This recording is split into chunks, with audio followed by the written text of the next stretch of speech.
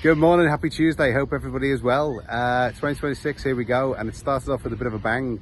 So yesterday I was delighted to be invited to speak on the Titans of Recruitment podcast with David over there in Rwanda. So definitely a first for me, first one I've done for the African recruitment market.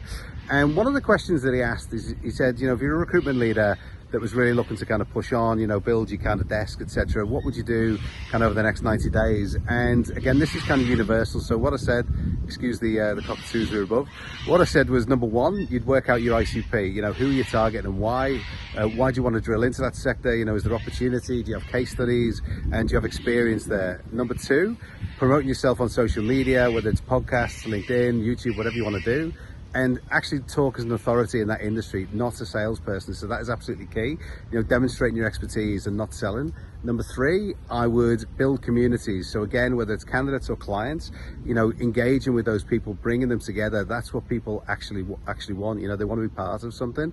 And number four, again, is really key. It's just, when you actually engage with these people, do it before you need or want anything in return, right? So, don't just contact people when you want something, because it doesn't work.